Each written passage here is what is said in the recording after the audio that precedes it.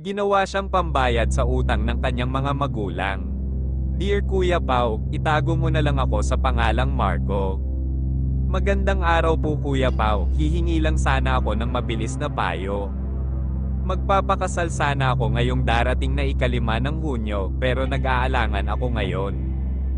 Parang nagdadalawang isip na ako. Ang kwento ko po ay ganito, galing ako sa isang long-term relationship.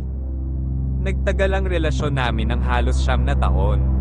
Imagine, 9 na taon, pareho kaming may plano para sa kinabukasan namin at sa kinabukasan namin bilang magkasama, lahat ay perpekto, hindi kami nagkaroon ng malaking away, hindi kami makarelate sa mga term ng iba na, hiwalay balik, wala kami niyan, pag nag-aaway kami, maliit lang at agad naming inaayos, akala ko siya na talaga. Simula 4th year high school kami hanggang sa nagkatrabaho kami, kilala na namin ang isa't isa, inakala kong panghabang buhay na.